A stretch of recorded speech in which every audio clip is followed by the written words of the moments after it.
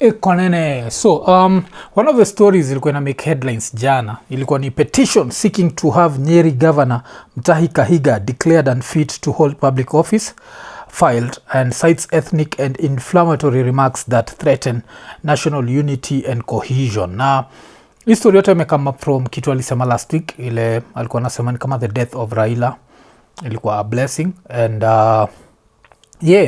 ikabaki imefanya watu wakabaki wame lose it kabisa.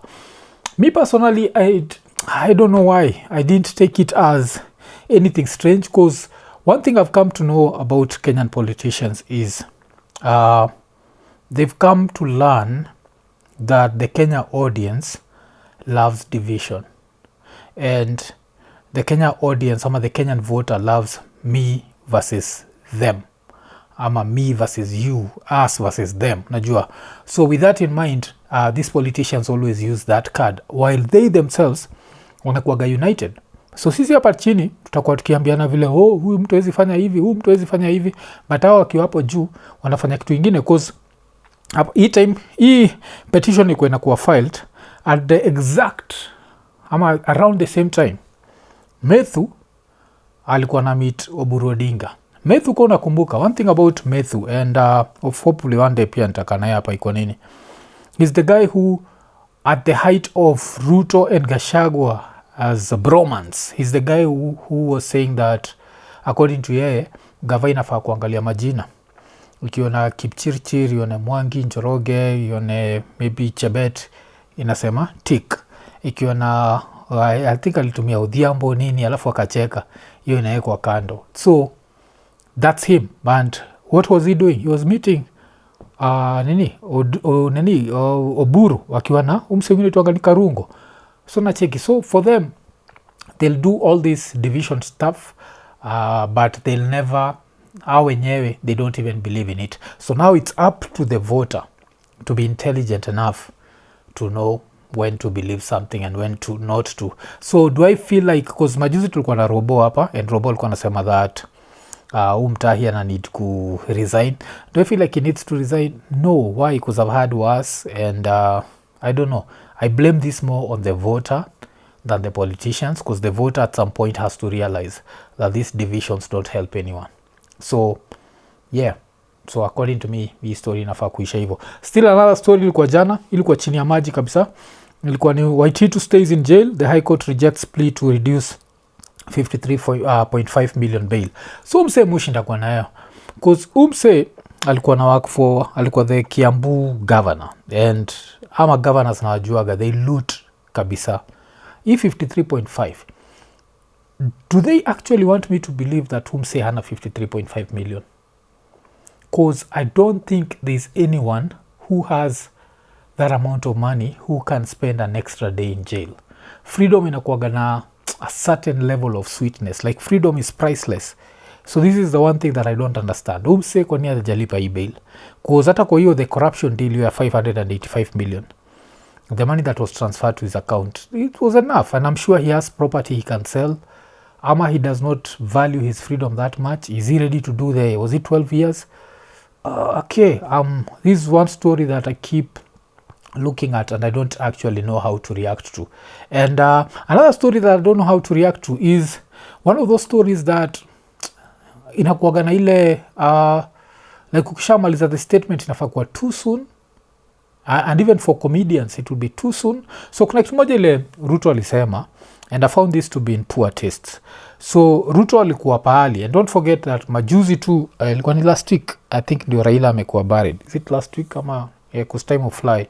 So ni the Sunday before last ndio Raila amekuwa buried, and Raila lidigi protests in 2023, and in those protests people used to put sufurias on the top of their heads. So don't forget that kumekuwa na the conspiracy theories which personally have dismissed, zile za Ruto was not happy with Raila because Raila did not commit for 2027.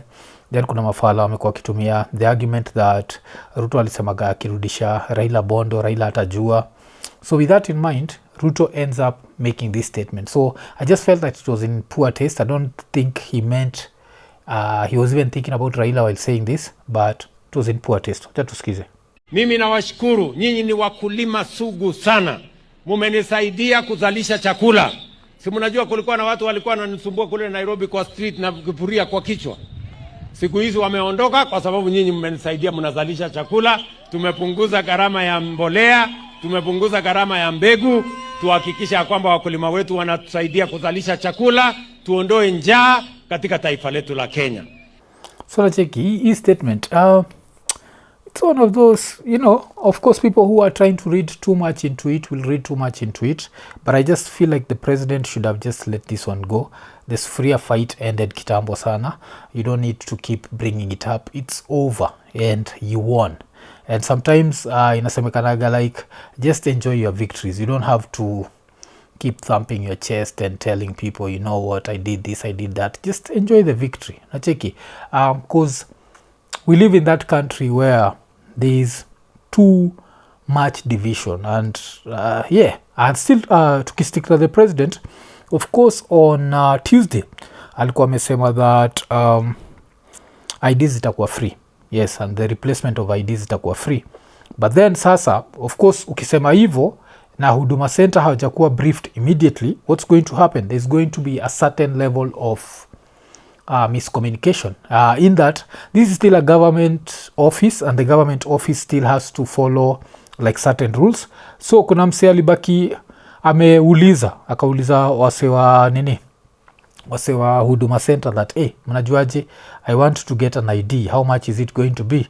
Na bado akabaki ameambiwa that he'll need to pay 1,050 shillings. And of course what happens, ikakuwa like headlines kadhaa zikatokea kwani Huduma Kenya contradicts Ruto, says Kenyans still have to pay the 1050 ID replacement fee. And this came courtesy of just the Instagram, ama ilikuwa like one of those accounts ila walisema hivyo. Alafu yes, kukakuwa na hiyo debate, and then now Huduma Center had to come up baadaye with a public statement, because of course pia you don't want to cross some way at this point, najua when he's trying to score all these political points. So kabaki wametokea na public statement. Huduma Kenya wishes to inform our customers that the presidential directive on the issuance of ID cards for free still remains, and the organization has not contradicted it in any way. Its implementation is underway, and we urge for your patience. So check your implementation is underway. That means it's not started working. And these people who are wako kwa ofisi hawezi anza kupatia na kitu ya free kama haijakuwa made official. So that's the reason why they ended up like contradicting, and this is what ended up making headlines, because I think pia sisi wenyewe we look for these small wins, which personally I find to be unnecessary. Like okay, so they've contradicted the president, how do I benefit from all this? I don't see how I benefit, but kuna watu wanatafuta any win, especially against Ruto, even when it's a loss kwa wenyewe.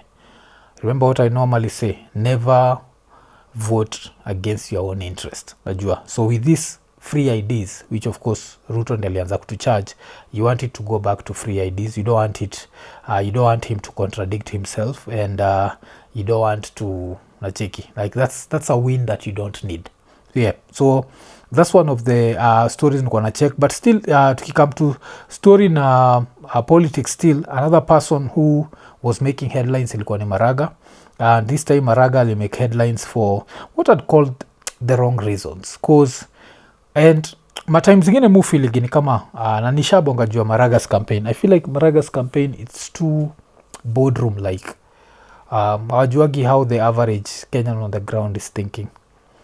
So with that in mind, they'll talk about something it's good, but to a certain level is still an issue. Like for the average Kenyan, I don't think gender balance is in their top priorities.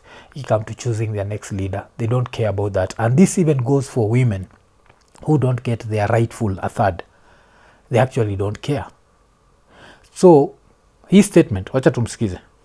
Women excel this way, men excel this way. When you put this together, you have a balanced government. Oh, yes. Wakati tulitoa ile katiba ya zamani, tukaleta hii mpya. Hii mpya iko mambo ilikuwa inatakikana itekelezwe upesi. Moja ya hao mambo ni kusema ya kwamba not more than 2/3 of one gender to be in any institution. They wakaandika. When I read through them, I found they had no reason whatsoever why they had not passed the law. I recommended the dissolution of parliament. So of course vile alisema hivi because alikuwa anasema that ali recommend and I feel like your gender thing because it's there, it's in the constitution and it needs to be followed, but it's never followed. So up to here I don't find a problem with it, but now akaendelea nikapatia Kenyatta, wakanitukana wakasema hiyo. I said nyinyi fanya vile mnasema, mimi nimefanya kazi yangu. Why am I telling you that? In our government tumeanzia party yetu. Kama ni chairman, you have a man and a woman. Kama ni secretary general, you have a man and a woman. Like that, co-leadership. Hatutaki ikuje kwa party. Serikali yangu itaenda sambamba. So nacheki. So is it a noble? It's a noble idea, but is it the right time to say it, especially considering that Kenya, as much as hatutaki kuagree, tunakuaga somehow sexist. So this is not the right time to bring up this. And even apart from sexism, I'd still say that this is an issue for most Kenyans. I don't think there are any Kenyans who are against Ruto's government because of gender balance. A lot of Kenyans want real solutions to real problems, like what's going to happen eventually. Like, how are we going to solve unemployment? How are we going to solve corruption? How are we going to solve? Those are the things that we need to concentrate on. Kitu kama gender balance, don't say it. It's popular. Na Cheka alikuwa surrounded by women. Maybe that's the reason why he did that. But of course, that was taken out of context. Na ikakuwa umse, so he ended up trending for the wrong reasons. And I can say that right now he does not need that. Why? Because of course we live in this very funny country. And funny in a sad way. In that there is this headline that I saw, and this headline was literally disturbing. So the headline ilikuwa former SHA CEO Robert Ingasira among 9 arrested over fraudulent claims. Sikia hiyo, SHA CEO alikuwa arrested over fraudulent claims za SHA. The country that we live in. Then ikaendelea, former acting social health authority CEO Robert Ingasira is among 9 suspects arrested on Wednesday in connection with fraudulent claims made to the state body. Sikia hiyo. Then ikaendelea, Ingasira was nabbed in Naivasha over his alleged involvement in a fraudulent 17.591 million shillings made by Arc Prime Medical Clinic in Homa Bay County. Elijah Washira, who also served as SHA CEO before Ingasira, is being sought in connection with the offense. They face multiple charges, amongst them conspiracy to defraud, contrary to Section 317 of the Penal Code, misappropriation of funds, contrary to Section 48(2) of the SHI Act, and abuse of office, contrary to Section 101 of the Penal Code. So, so these are SHA CEOs who are actually defrauding SHA. And this goes back to that one thing that I like saying, that shida ya Kenya ni honesty, and shida ya Kenya ni the fact that a lot of us, if given the chance to steal, we would steal. And this is the reason why we find ourselves in these situations where you're there wondering, like, why? Where you are the SHA CEO, you're supposed to be the person who wants SHA to succeed. You're supposed to be the person who's fighting these fraudulent deals. But we mwenyewe ndio naamua that somehow you're going to defraud SHA. Alafu nasikia ni this CEO and the former CEO tunaangalia.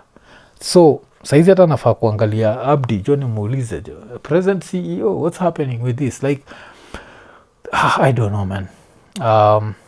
So wacha tucheke vile hii kesi itaenda. Alafu you can try and imagine that this one individual, we're talking about 17 million. Let's say the other one is also 17 million.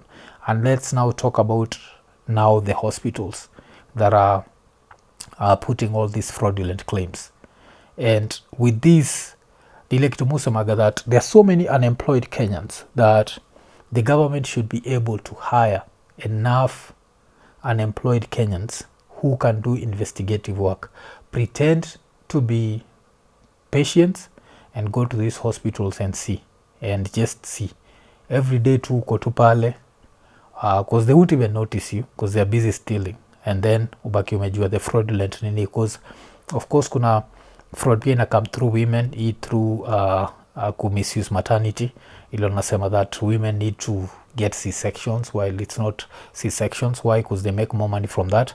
So there's that. So I feel like this is something that if we decided to really fight, this is something that we can end up doing something about. But still, Kenya is still Kenya, man. And as I keep saying, a lot of people, given a chance to steal, they're going to steal. And that's the society that we built. We built a society where it doesn't matter how you get rich. The only thing that matters is how that you're rich.